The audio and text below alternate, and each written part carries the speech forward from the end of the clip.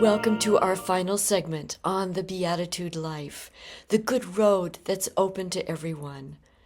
Last time we explored the seventh Beatitude, Blessed are the peacemakers.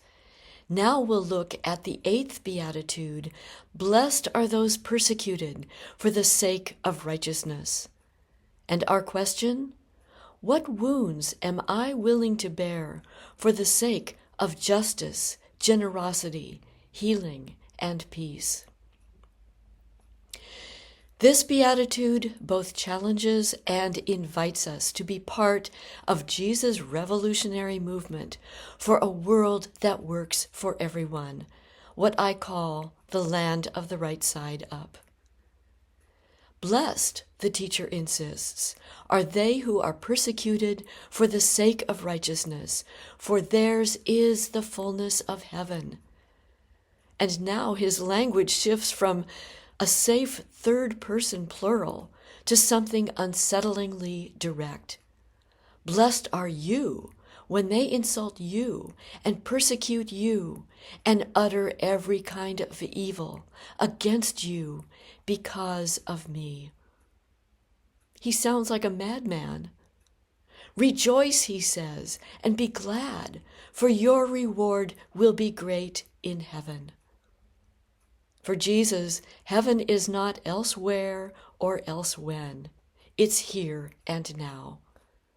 What are we to make of this? The first 6 Beatitudes offer comfort and encouragement. With the 7th Beatitude, the one about peacemaking, we find ourselves suddenly on a high-risk trajectory. Walking with this revolutionary teacher becomes uncomfortable, dangerous, costly.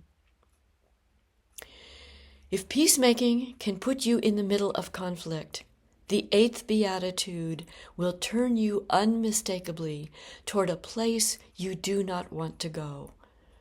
Rejoicing in the midst of persecution requires a single-hearted zeal for the ways of justice and peacemaking. He adds that the prophets before us received the same treatment.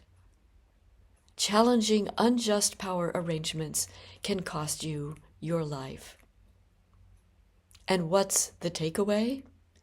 You'll know your work by situations that find you and impel you to courageous action in the cause of justice, generosity, healing, and peace.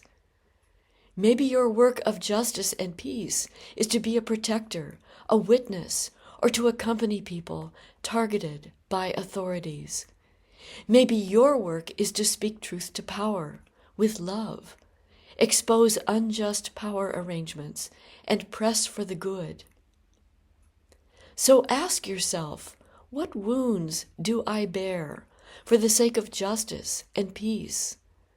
When have I been roughed up, cut off, dismissed, abused, my reputation maligned, my rights and dignity stripped away, because I would not back down from what I knew was true and worthy of my standing firm?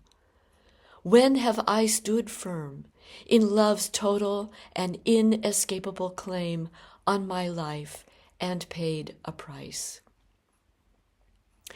Standing with this totally nonviolent and revolutionary movement leader is possible when we stand with others who are ignited with the same fire and ready to go public with it.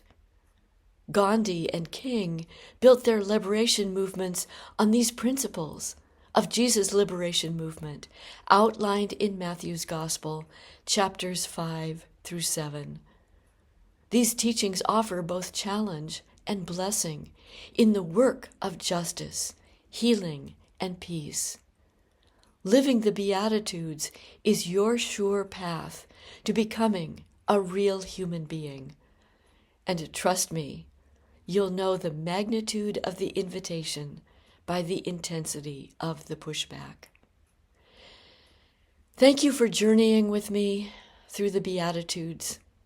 Reach out with your comments and questions.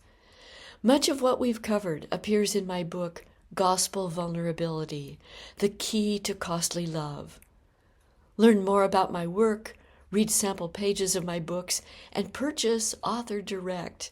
I'm always grateful when you do. Be well, live in peace, love one another.